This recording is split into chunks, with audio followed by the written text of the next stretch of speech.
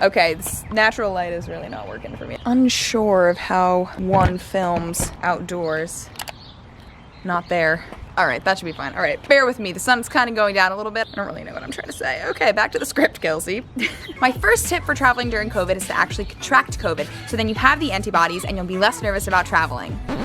I'm kidding. Please don't do that. My actual first tip is to not travel at all. The number one thing that you can do during COVID is to not travel at all. If you don't feel comfortable traveling, then you shouldn't travel. If you think you might have COVID, or you think you are going to be visiting someone that might have COVID or has had COVID in the past, and you're probably thinking, Kelsey, the pandemic is not over. Why the fuck are you going to Florida? That is extremely irresponsible of you. Well, let me tell you. My answer to that is, you are 100% correct. I am a piece of shit. No one should be traveling at all, really. If you don't feel comfortable, or if you think you can live without your all-inclusive resort package in Tulum for just a couple more months, then just reschedule it. Most hotels and airlines are offering full refunds, so if you do end up wanting to change your travel plans and you don't feel comfortable going, or you don't think it's responsible of you to go, then just postpone it. You don't need to worry about losing money on trips that you planned months or even years ago. The sun is really in my face. Do I have to keep changing location every tip? And this is why we don't film outside, folks. This is not a controlled environment. I'm also trespassing on private property, so.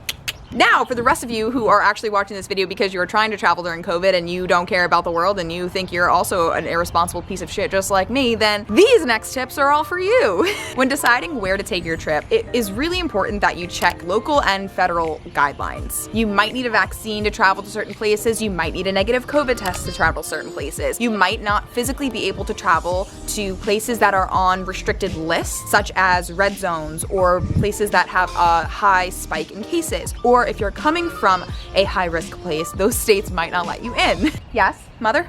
Yeah, I'll eat when I get back. That was the momager. Okay, how many more interruptions can we take during this video? It's fine. So yeah, check your state or local guidelines. For example, I live in New York, and during the peak of the pandemic, we were allowed to travel to places like New Jersey, Connecticut, Vermont. Those are places relatively in the same geographical location as New York. Obviously, if you have access to a map, you can see that that is true. And you can go to those places safely without having a 2-week quarantine or a negative COVID test, yada yada. Another thing that you might not have thought about is if there's any paperwork you need to fill out before traveling places. This is mostly for when you're traveling internationally. I know we can't really travel to Europe right now, but there are some countries that we are allowed to travel to, and even if you're going for business, a lot of the times we'll have certain paperwork that you need to fill out both for your home country or for the country that you're going to. Basically, these are just lists that say you have not been in contact with anyone, basically all of your information. This is really important for contact tracing. I've had to fill a couple of these papers out on previous trips I took last year in 2020, so double check that. Moose, where are we headed? Moosey, to the beach. Ruff!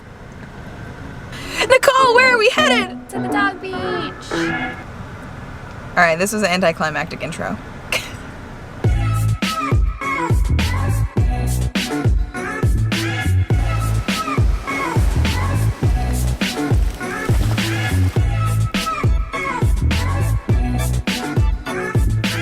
My third tip is to plan out a detailed itinerary. A lot of things are closed right now, so planning out a detailed itinerary is really gonna make sure that you have a more enjoyable trip. Research COVID-safe activities like outdoor activities, maybe outdoor tours, outdoor dining, maybe a museum that is running at half capacity. And yes, you can be the kind of person that doesn't like to plan out your trip and you just like to go and wing it and have fun. And you can totally do that. If you are headed for a relaxing beach vacation, then no, you definitely don't need to plan out a full itinerary. But if you do plan to go out and explore the place that you're traveling to, you are going to be disappointed if you don't search ahead of time. Even places like special restaurants you want to go to, a lot of places are taking reservations and things are getting booked up so quickly these days. So even something as simple as making a dinner reservation or a tour reservation is really gonna make your trip flow a lot smoother and avoid you running into any speed bumps. And this is also a great way to support local businesses. This sun is fucking in my face. And it's also a great way to support local businesses, local restaurants. Oh, this is better actually, okay.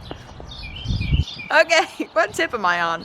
Tip number 4, choose a safe housing location. If you're staying with a friend like I did, then it is totally acceptable and you should not be embarrassed about asking them if they're gonna quarantine before you come, if they've been exposed to anyone, or even just asking them about their quarantine habits in general. It's you being responsible, both for yourself and for your friend. And they might even ask you to quarantine for some time before you come visit them. Yes, you can stay at hotels, but I just always would feel more comfortable staying with someone who I actually know who they are. I kind of know what their quarantine habits or their ideology around COVID is, which makes me feel a lot more comfortable. And I don't really know who's coming in and out of hotels, so I just always would recommend staying with someone that you trust, or getting an Airbnb where you know that you are the only person coming in and out of that room or that house. If you do want to stay at a hotel, or if you have to stay at a hotel, call up the hotel and ask them what their COVID precautions have been. Are they doing extra cleanings?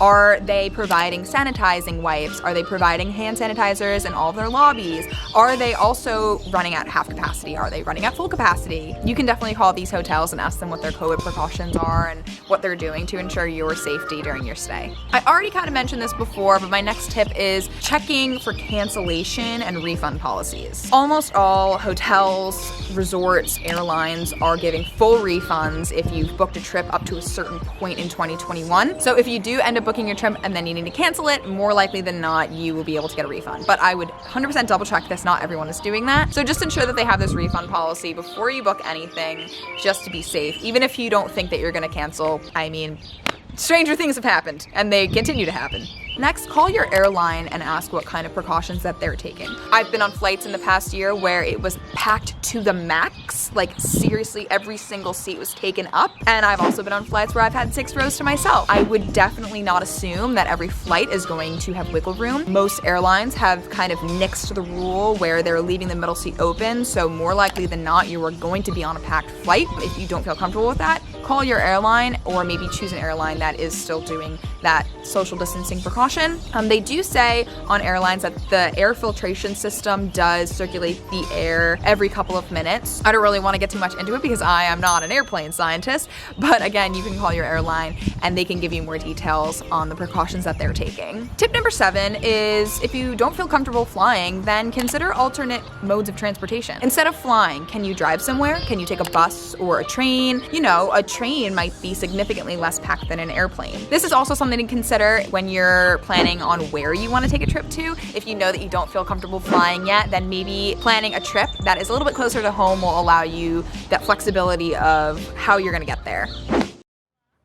It is. Here, just do a little like you're walking and then turn around.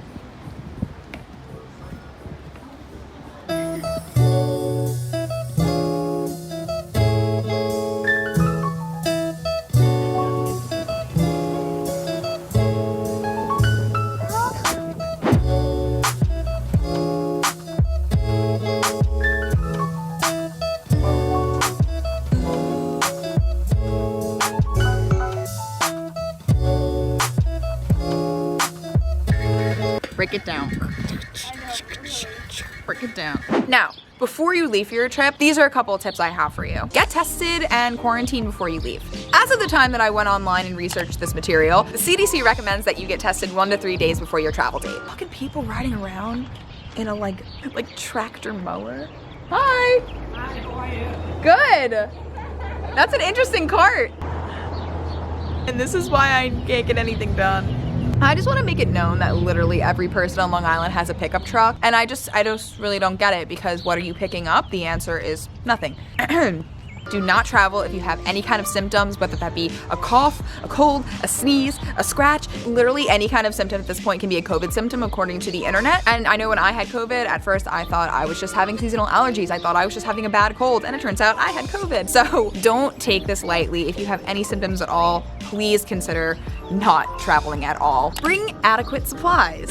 This is not just important for your flight if you are taking a plane, but just in general to have with you during your trip. Get a proper mask and bring multiple. I know a lot of people like to wear the cloth masks, but, oh, hi. I have an audience today. It's like someone sees a girl standing by herself with a camera and like everyone needs to flock to her.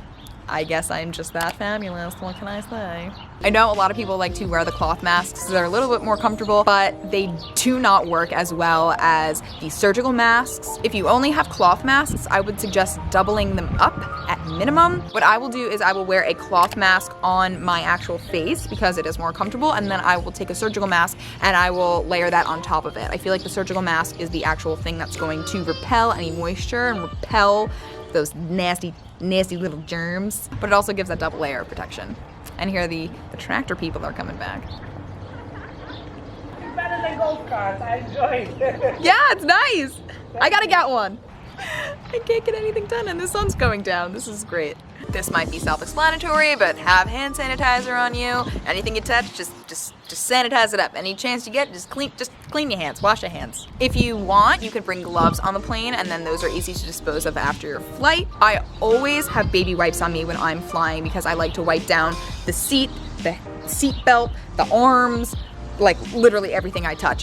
Planes are actually really disgusting. And when we're talking about this, I just want to give a PSA. Please do not litter. It is so disgusting to see all of these masks and gloves and supplies just all around the street. It's becoming the new wave of littering is masks in the street and in the water.